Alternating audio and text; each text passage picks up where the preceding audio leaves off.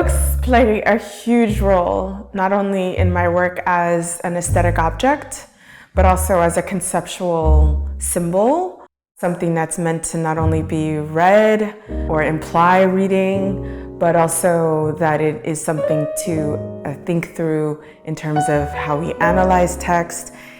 It's this Pandora's box. And in this particular exhibition, there's two books that are central to thinking through the way in which one re-enters the photograph.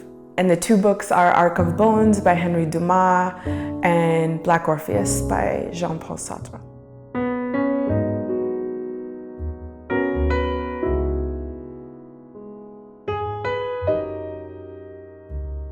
Inside the bookstore of Perrotin is really the heart of the exhibition. For me, it's what inspired the series, the sculptures, the methodology, the way of thinking. And it's an image from a larger series titled Riffs on Real Time. The second layer of that photograph is a tear sheet from Ebony magazine from 1976. And it's an interview or feature on the life's work of Mr. Lewis Michaux, who was the bookseller and the owner of a famed bookstore in Harlem. After more research, not only of these interior images, which are depicted in the photograph, but learning more and more about this bookstore and its facade. And that facade, in an uncanny and perhaps serendipitous way, is an interesting counterpoint to the facade of the gallery.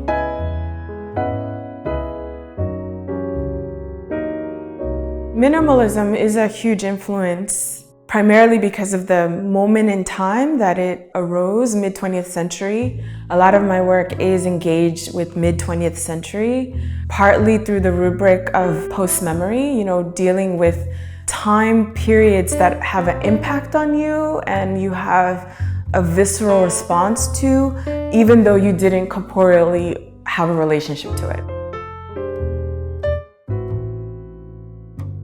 So I'm after minimalism, I'm after civil rights. And those two moments, to me, converge temporally in very fascinating and interesting ways.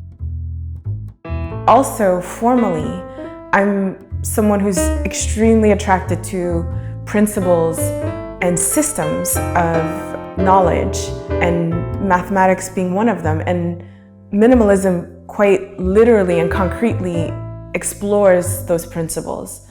Those principles are not only in minimalism, so I'm also interested in decentering that knowledge, that it's something that form of abstraction or those principles are human. They kind of exist throughout the world as ways of understanding nature, explaining nature. So that's something that I'm completely invested in. And I hope how this particular exhibition explores it. So you see the kind of tight geometry in the sculptures, the steel sculptures, but there's like a fractal logic in terms of how they are displayed through the scatter.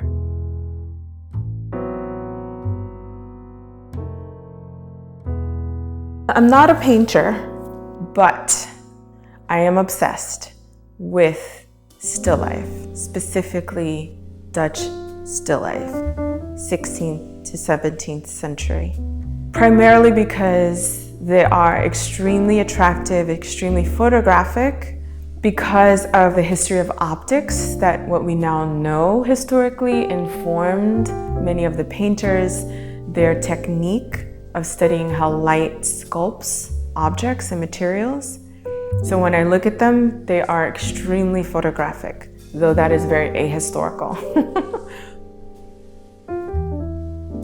Pictorially and symbolically, the paintings, because of their temporality, often represent one thing, but also withhold another story.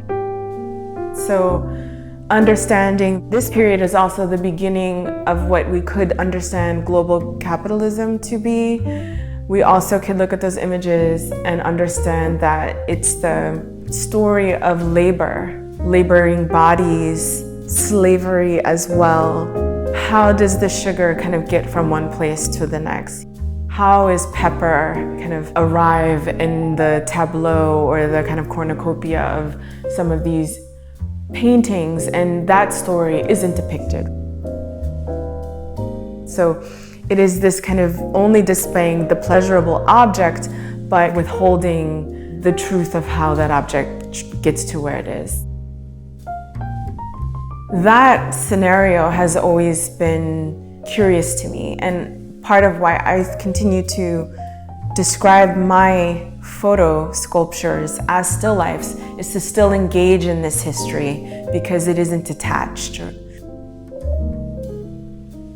So even though we are in our phase of late capitalism, we obviously are in a post-colonial position or post-colonial position, but some of the same legacies, questions, curiosities are still pertinent.